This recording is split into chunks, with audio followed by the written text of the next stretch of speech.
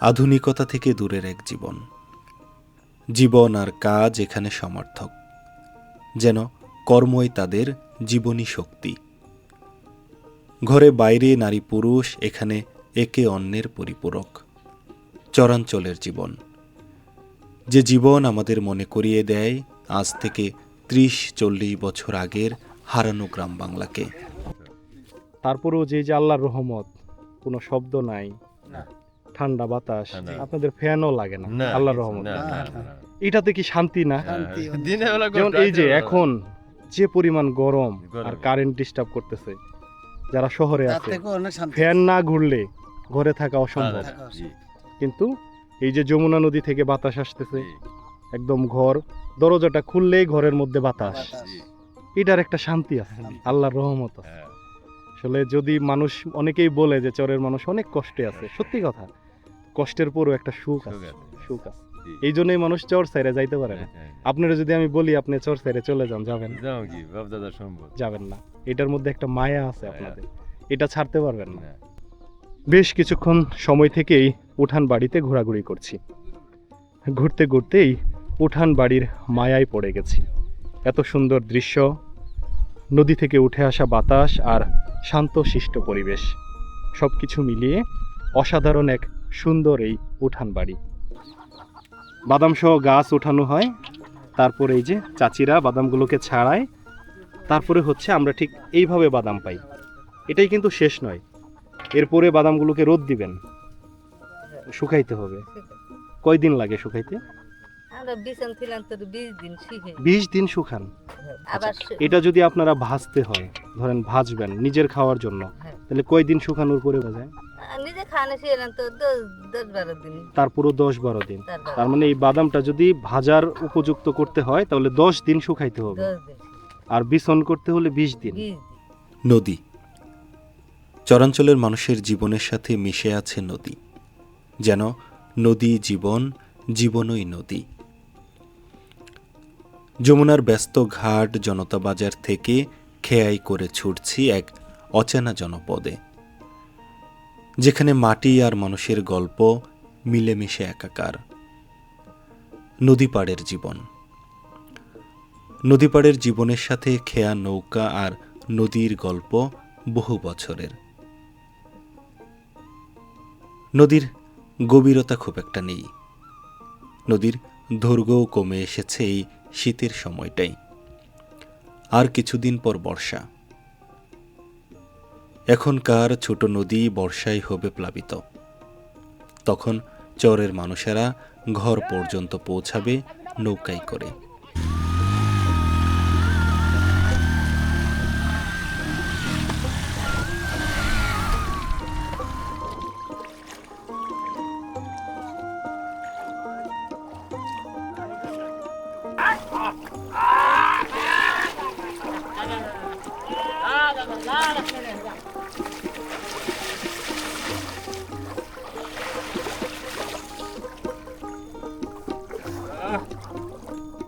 কি এক বৈচিত্র্যময় জীবন, একই জায়গা কিন্তু ভিন্ন ভিন্ন গল্প।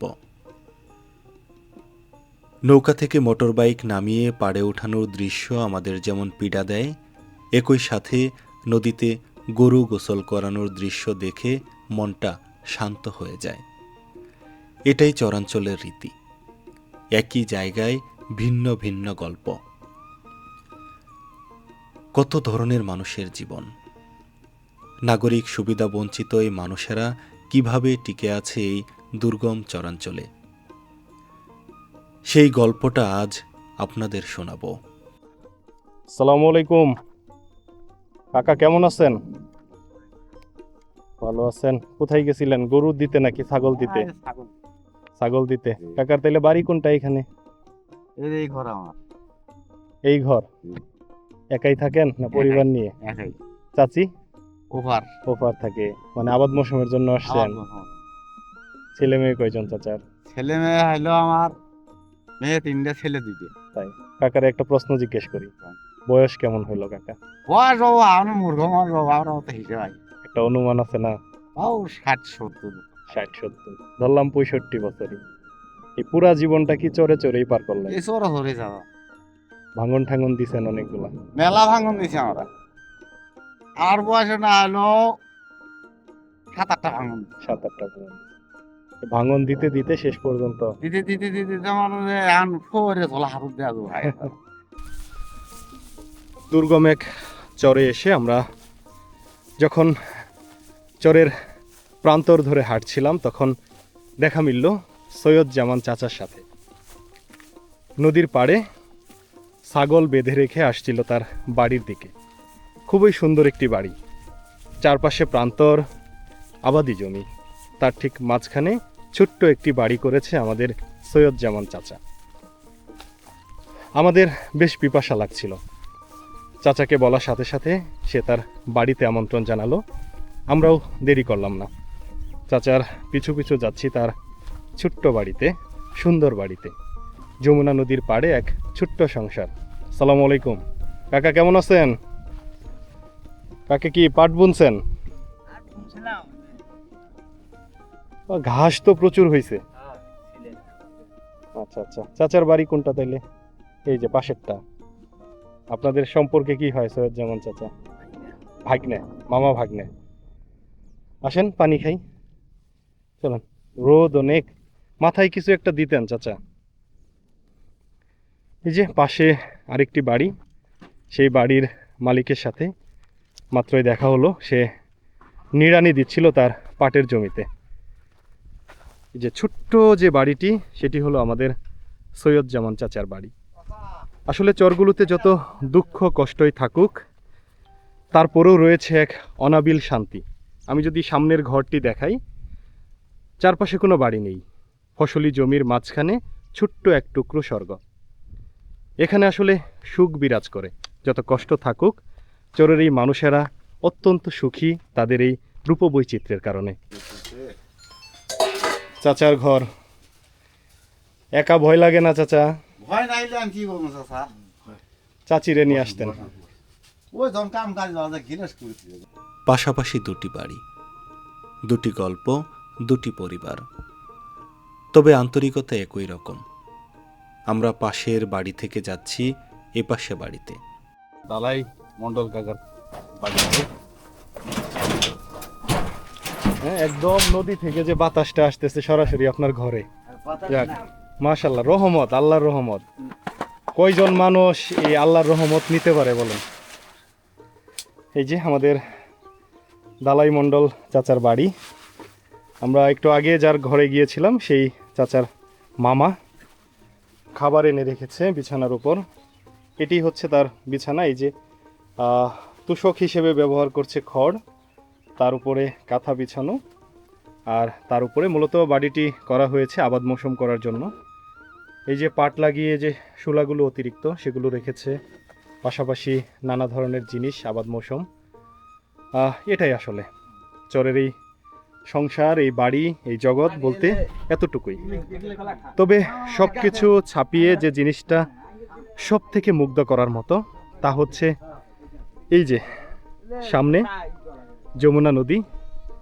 একদম নদী থেকে উঠে আসা যে বাতাস, সেই বাতাস এসে লাগছে সেই কলা গাছ, সেই উঠোন, সেই দরজা, সেই ঘর। চাচার ঘরের যে মশারি, সেখানেও এসে বাতাস লাগছে। নদী থেকে উঠে আসা বাতাস সরাসরি গায়ে। এর থেকে শান্তি আর কি থাকতে পারে? এমন জায়গায় আসলে একবেলা না খেলেও মন খারাপ হবে না।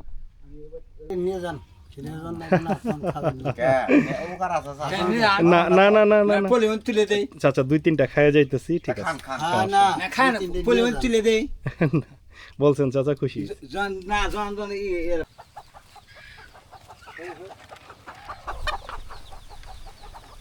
আমরা প্রবেশ করছি এই ছোট্ট বাড়িটির থাকার ঘর।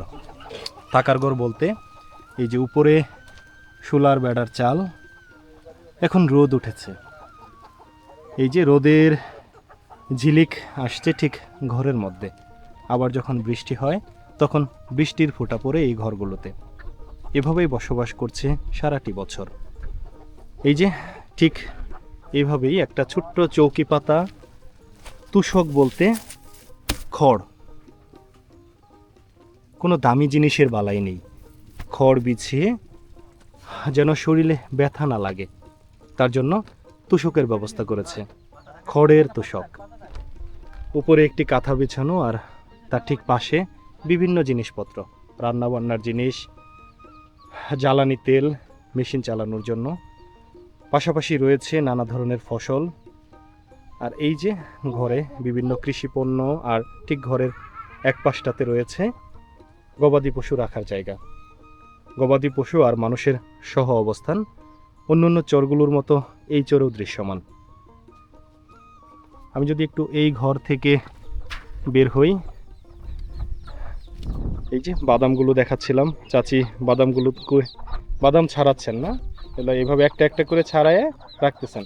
এই যে আমরা যে বাদামগুলো আসলে খাই, আমরা হচ্ছে এই বাদামগুলো খাই, কিন্তু এই বাদামগুলো থাকে হচ্ছে এইভাবে, বাদাম সহ গাছ ওঠানো হয়, তারপরে এই যে চাচিরা বাদামগুলোকে ছাড়ায়, তারপরে হচ্ছে আমরা ঠিক এইভাবে বাদাম পাই।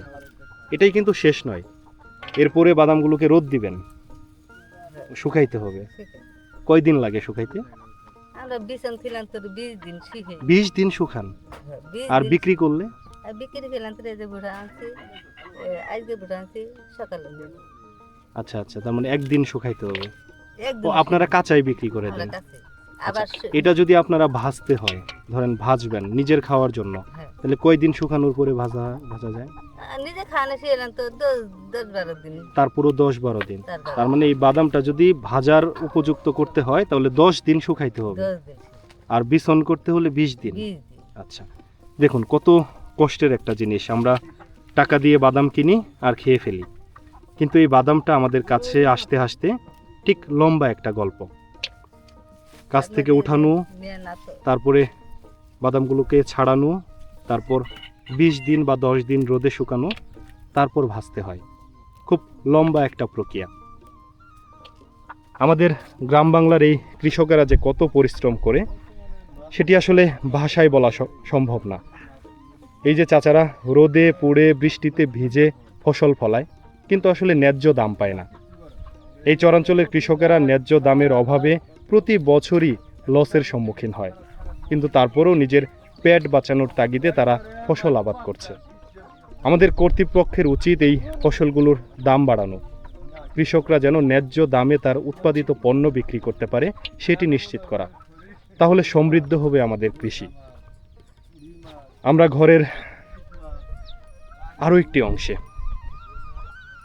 এই যে ঠিক আগের ঘরটির মতো এখানেও ছোট্ট একটি ঘর, কাপড় চোপড় রাখা। এপাশে রয়েছে একটি সিকা, এই যে খাবার দাবার রাখার জন্য আমাদের মা দাদিরা একসময় ঘরে এভাবে সিকাটা নিয়ে রাখতো। ঠিক তেমন দৃশ্যগুলো চরাঞ্চলে লক্ষ্য করা যায়।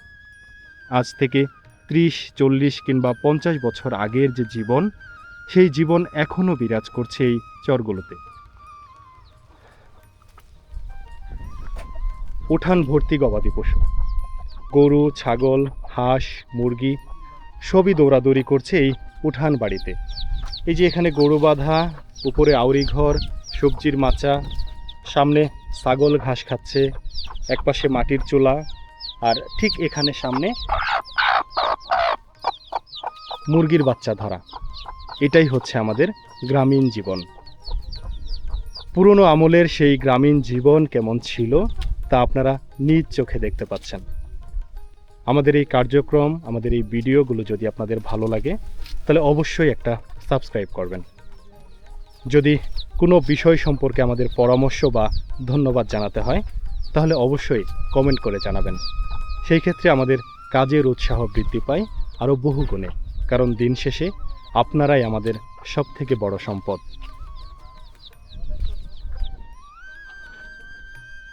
বেশ কিছুক্ষণ সময় থেকেই উঠান বাড়িতে ঘোরাঘুরি করছি। ঘুরতে ঘুরতেই উঠান বাড়ির মায়ায় পড়ে গেছি।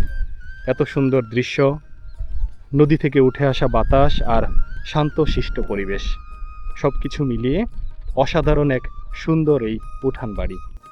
আচ্ছা, এটা কি তাহলে কাউনটা আপনারা কি এখনো করেন প্রতি বছর? করে জায়গা জমি কাউন কি আপনারা কিভাবে, বিঘাতে কতটুকু হয়? না, এলে ফল কম, এটা ফলন কম, তবে কেমন, মন কত করে? দাম আছে 2000। 2000 করে। মূলত কাউন দিয়ে আসলে কি কি বানায়?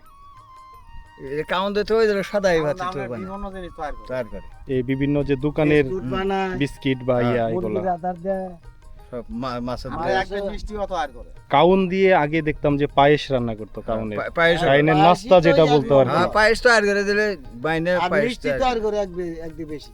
হ্যাঁ, কাউনের পায়েস অনেক মজা। এখন তো আসলে মানুষ খায় না। আমি মনে হয় সর্বশেষ খাইছিলাম অনেক আগে, ছোটবেলায়। হ্যাঁ, পায়েস তো খুব অনেক মজা। মজা। 1 কেজি তবে কাউন অনেক পুষ্টিকর চাল জিনিস। দিয়ে 1 কেজি মিষ্টি মিড়ি হয়ে আর দুর্গম এই চরে এসে দুধ দেখা দিয়ে পেলাম গেলেন তো সেই কাউনের চাষ করেছে এক কৃষক। আমরা কিছুক্ষণ আগে কাউনের ক্ষেত দেখছিলাম ওই পাশে।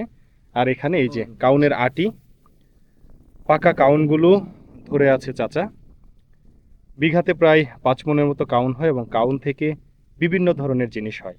তবে সব থেকে ভালো যেটা লাগে কাউনের সেটা হলো কাউনের নাস্তা বা কাউনের পায়েস।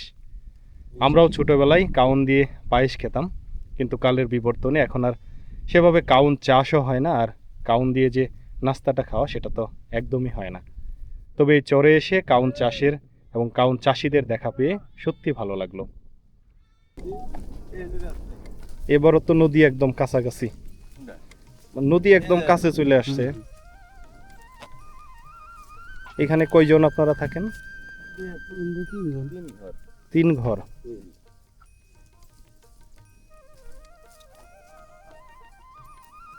আমরা আরো একটি বাড়ির পাশে, একদম কৃষাণ বাড়ি। গবাদি পশু, গরু, ছাগল, এগুলো তো ভুট্টার পাতা না, ভুট্টার পাতা খাইতেছে। উপরে একটি লাউয়ের মাচা, আর নিচে যে সামনে এই পরিবারটির রান্নাঘর, এটি হচ্ছে থাকার জায়গা। পাশাপাশি 3টি বাড়ি। বাড়িগুলো তৈরি হয়েছে শূলাধারা, মাঝখানে একটা করে কাগজ দেওয়া না। আর এই যে বাড়ির ঠিক সামনেই বাদামের গাছ। বাদাম তো আমরা অনেক খাই, অনেক দেখি, কিন্তু আসলে ঠিক এভাবে গাছ সহ বাদাম আমরা কতজনই বা দেখেছি। যারা প্রথম দেখছেন অবশ্যই কমেন্ট করে জানাবেন। এই যে অনেকগুলো বাদাম গাছ। চাচা যেটি বলছিল বাদামের ফলন খুব বেশি ভালো হয়নি। আমরা যদি একটু গাছ উঠিয়ে দেখাই, এই যে এই গাছগুলো মাটির উপরে থাকে আর নিচে বালুময় প্রান্তরে থাকে মাটির নিচে এই বাদামগুলো। এভাবে গাছ সহ বাদামগুলো উঠানো হয়।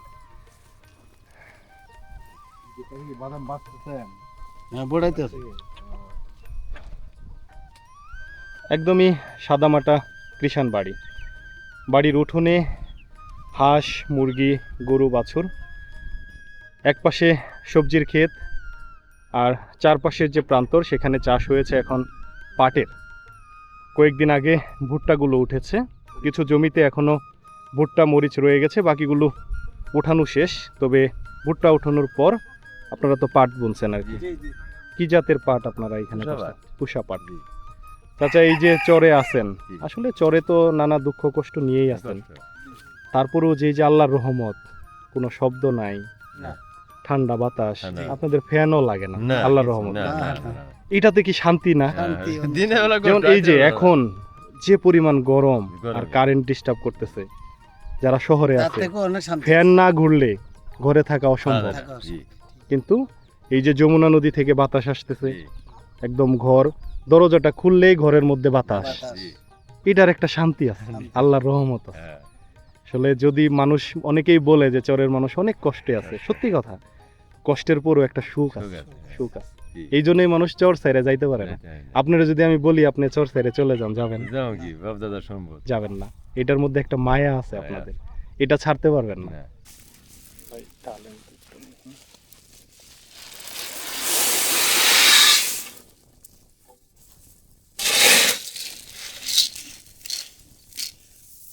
এখন ভুট্টা মন কত করে দিতেছে ভাই?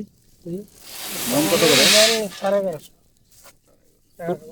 শুকনোটা মোটামুটি দাম। কতটুকু জায়গাতে ভুট্টা করছিলেন? কতটুকু জায়গার উপর ভুট্টা আবাদ করছিলেন?